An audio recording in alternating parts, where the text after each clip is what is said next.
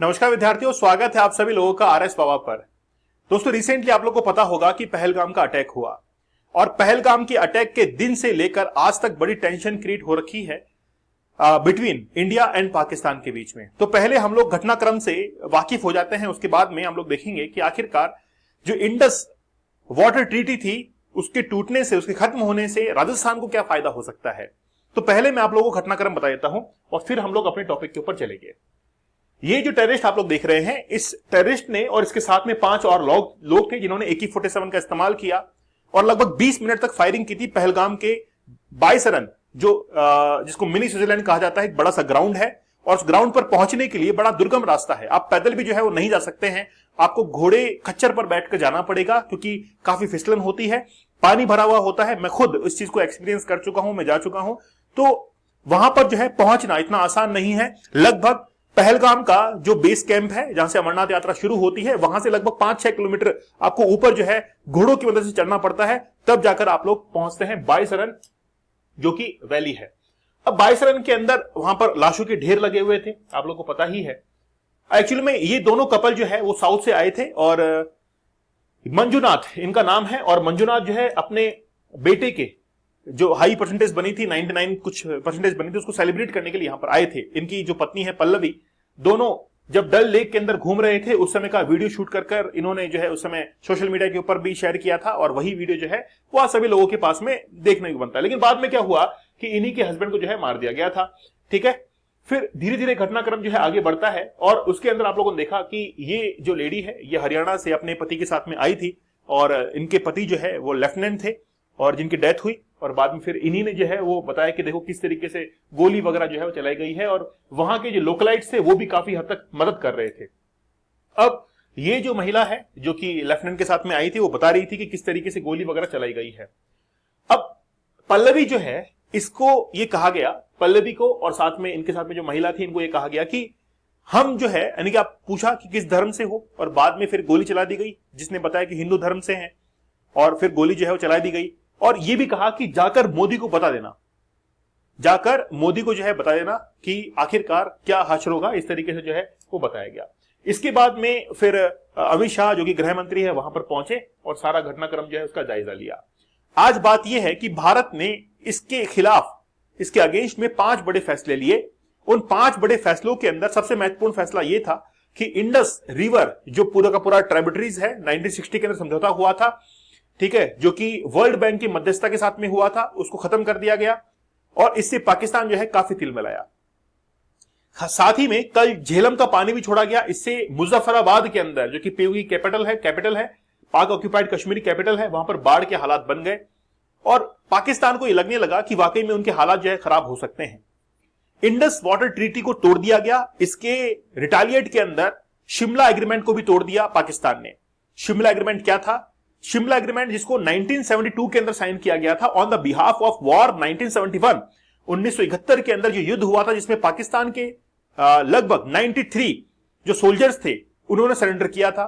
भारत ने कहा कि हम लोग एज ए ह्यूमैनिटी आपको वापस लौटा देंगे, चिंता मत करिए, क्योंकि हम लोग जो है आपके सैनिकों को हम सैनिक का ही दर्जा देते हैं। और फिर हमने जो है 93 जो सोल्जर्स थे इसको पाकिस्तान को लौटा दिया। साथ ही में इंदिरा गांधी ने उस समय डिसाइड किया कि ये LOC है, इसके इस तरफ जो है पाकिस्तान रहेगा, इसके दूसरी तरफ भारत रहेगा। ये चीज सारी जो है डिसाइड हो गई, लेकिन उसी एग्रीमेंट को पाकिस्तान के लिए ही बनाया गया था और बेवकूफ पाकिस्तान ने उसी को तोड़ दिया। इसका मतलब है कि अब LOC जो है वो खत्म हो चुकी है। LOC खत्म हो चुकी है तो पाक ऑक्यूपाइड कश्मीर का भी अब कोई नामो निशान नहीं बचेगा। तो भारत की जो सीमाएं हैं वो रेड क्लिफ तक अब जो है सीमाएं विस्तारित करेंगे। ठीक है, ये सब कुछ चल रहा था। इसी बीच के अंदर अब पाकिस्तान जो है वो चाइना के पास में गया है कि जिस तरीके से भारत ने सिंधु नदी के पानी को रोका है, आप ब्रह्मपुत्र के पानी को रोक दीजिए। इसके लिए मैं एक अलग से वीडियो आप लोग के लिए बनाऊंगा। अगर वाकई में आप लोग को लगता है कि मुझे इस चैनल के ऊपर करंट अफेयर के भी कुछ वीडियोस बनाने चाहिए तो मुझे आप लोग जरूर बताइएगा। मेरी बड़ी दिलो तमन्ना रहती है कि मैं जो करंट अफेयर के वीडियोस है वो भी आप लोग को इस तरीके से प्रोवाइड करवाऊं। लेकिन विद्यार्थी जो है, स्टडी से जुड़ा हुआ विद्यार्थी, वो कम ही इनको पसंद करता है। उसको लगता है कि यार केवल पढ़ाई ही करेंगे, है ना। लेकिन अगर आप लोग को लगता है तो मुझे आप लोग जरूर बताइएगा। ठीक है, अब बात हम लोग मेन मुद्दे पर आते हैं कि सिंधु नदी जल समझौता जो है वो भारत को कैसे लाभ, यानी कि राजस्थान को कैसे लाभ पहुंचा सकता है। देखिए, सबसे पहले ये जो सिंधु रिवर है इसके सहायक नदियों को आप लोग समझिए। सिंधु के साथ साथ में सतलुज जो है वो दो रिवर ऐसी हैं जिनका उद्गम ओरिजिनेट भारत से बाहर होता है, ठीक है, और फिर ये भारत से होते हुए पीओके के को पार करते हुए पाकिस्तान के अंदर जाकर पहुंचती है। इसकी कुछ सहायक नदियां हैं, जैसे झेलम हुई जो कि एक बॉर्डर लाइन बनाती है बिटवीन इंडिया एंड पाकिस्तान या पीओके, फिर चेनाब है, रावी है, व्यास है और सतलुज है। अब इंडिया ने क्या किया कि इसको कट ऑफ कर दिया, पाकिस्तान के अंदर पानी जा ही नहीं रहा था। लेकिन बात यह है कि इसमें से सतलुज रिवर को अगर आप लोग देखेंगे, व्यास रिवर को आप लोग देखेंगे, रावी को देखेंगे, तो इससे राजस्थान को काफी बेनिफिट होता है। हम लोग उसी मुद्दे के ऊपर सीधा चलते हैं, ठीक है। तो कुछ डैम जो है इंडस रिवर के ऊपर वो भारत के अंदर ही बने हुए और पाकिस्तान के अंदर बने हुए हैं। जैसे भाखड़ा डैम जो है वो सतलुज रिवर के ऊपर है, चामेरा डैम जो है वो रावी रिवर के ऊपर है, उरी डैम जो है वो झेलम के ऊपर है, सलाल डैम जो है वो चेनाब के ऊपर है, बगलीहार परियोजना चेनाब के ऊपर है, दुलहस्ती बांध जो है वो बना हुआ है चेनाब के ऊपर, पोंग बांध बना हुआ है ब्यास के ऊपर, जिससे आगे हम लोग देखने वाले जिक्र करने वाले हैं इसका।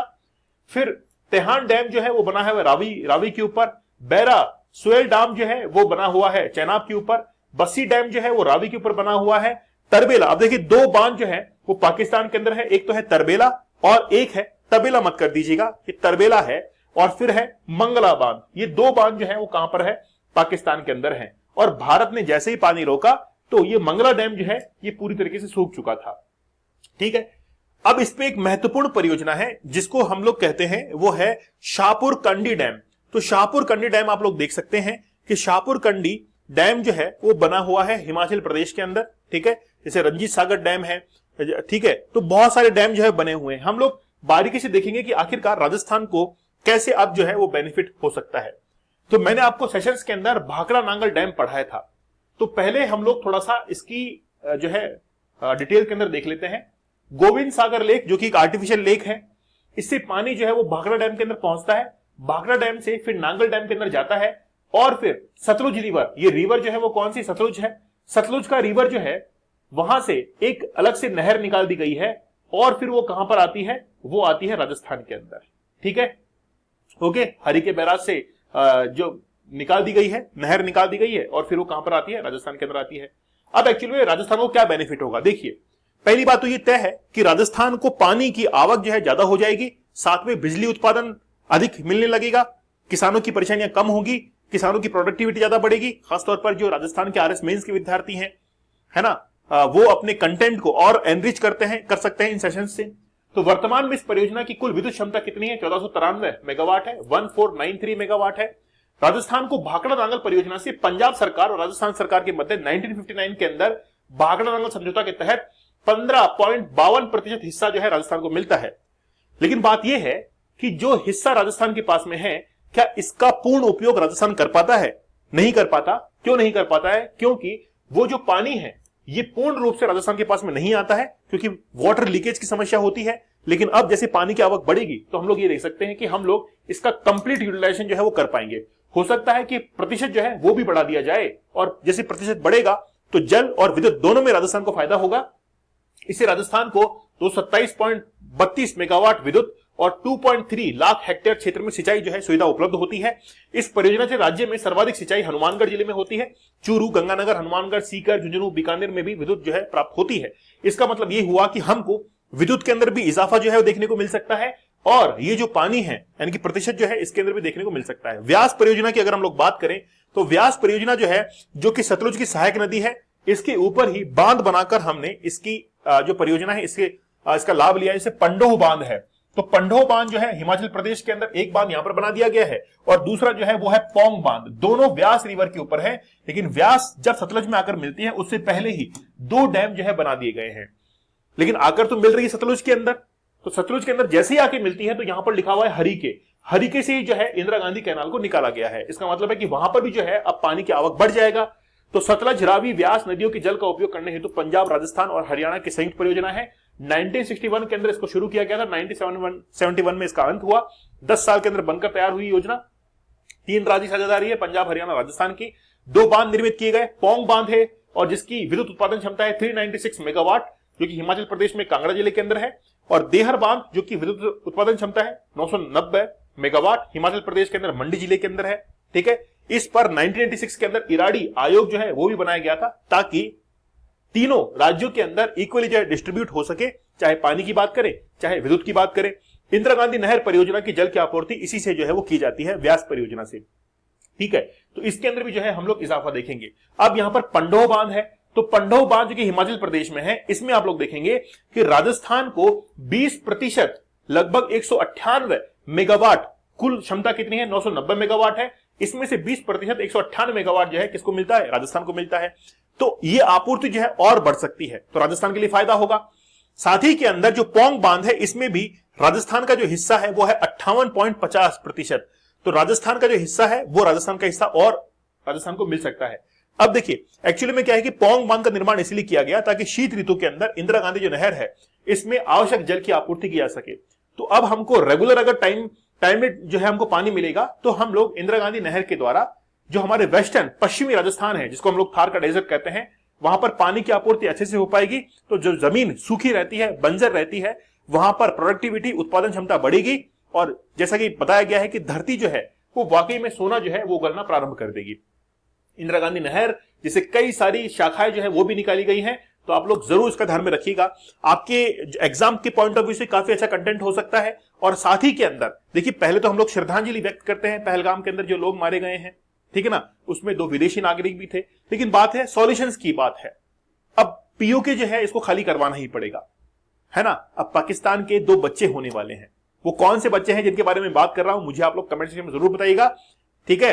तो एक तो बच्चा है बलूचिस्तान, दूसरा बच्चा कौन होगा वो मुझे आप लोग जरूर बताइएगा। आपके कमेंट का इंतजार रहेगा। अगर वाकई में आप लोग ऐसे कंटेंट को पसंद करते हैं तो सेशन को लाइक और शेयर जरूर कर दीजिए। चैनल के ऊपर नए हैं तो सब्सक्राइब आप लोग जरूर कर दीजिए। अगर आप लोग को लगता है कि हाँ सर, करंट अफेयर को रेगुलर जो है हमारे लिए लाया जाए इस चैनल के ऊपर, जो कि हमारे स्टडी के पॉइंट ऑफ व्यू से काफी इंपॉर्टेंट है, तो आप लोग मुझे कमेंट सेक्शन में जरूर बताइएगा। तो चैनल के ऊपर नए हैं तो सब्सक्राइब आप लोग जरूर कर दीजिएगा। मिलते हैं आप लोगों से अगले सेशन के अंदर, तब तक धन्यवाद, थैंक यू, जय हिंद।